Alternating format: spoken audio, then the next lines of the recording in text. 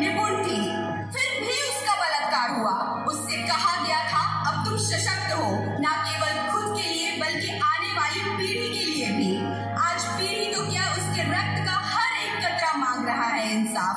क्या यही था उसके सशक्तिकरण का प्रमाण? मैं स्कूल की दहलीज पार ना कर पाई, शिक्षित नहीं थी तो घर के बाहर ना जा पाई। दुनिया देखने की ख्वाहिश थी मगर अधूरी रह गई। शिक्षा पाना ही अगर सशक्तिकरण है तो वह शिक्षित होकर भी इस कुकर्म की भागी क्यों बनी? मैं तो कमजोर हूँ, अशिक्षित हूँ, तो फिर शिक्षित अशिक्षित में क्या फर्क है? पुरुष की नजर शिक्षित और अशिक्षित नहीं देखती, देखती है तो सिर्फ एक शरीर, एक हार मास का पुतला।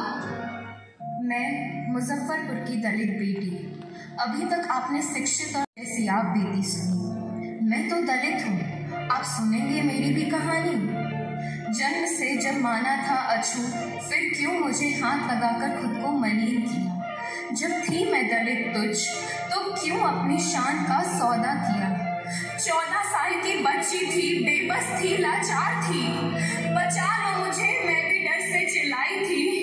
पर क्या फर्क पड़ता है, मैं भी आज ऐसी कई मासूमों की तरह बस एक कहानी बन गई।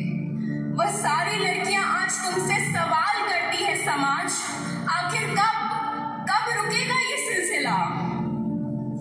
लागा चुनरी में दाग बताऊं कैसे, लागा चुनरी में दाग मिटाऊं कैसे?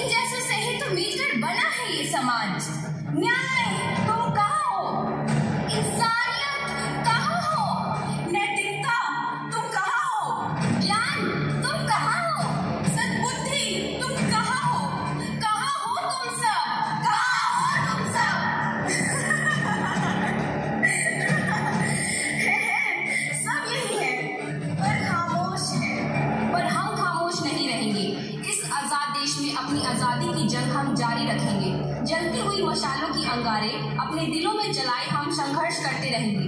मैंने एक सवाल का जवाब देते जाओ, क्या 72 घंटे लगातार सेवा देने के बाद एक महिला के साथ इस तरह का दुष्कर्म होना क्या सारी वर्किंग वुमेन के अधिकारों का हनन नहीं है? हमारी लड़ाई पुरुषों से नहीं, पितृ सरात्मकता से है। हमें आजादी चाहिए इस क्रूरता से, पुरुषवादी सोच से। यह आरंभ है अपनी शर्तों पर अपनी जिंदगी जीने का, अपनी मन की बातों को खुलकर कहने का।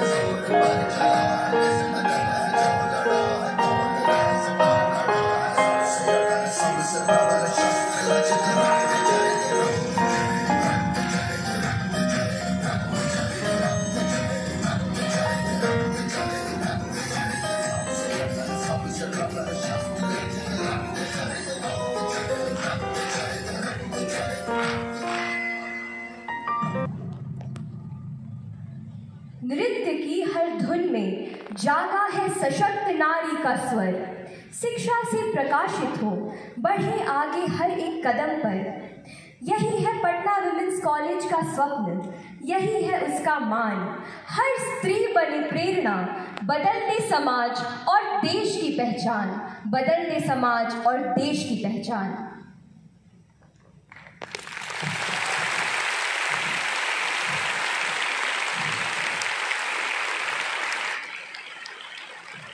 सभी का धन्यवाद।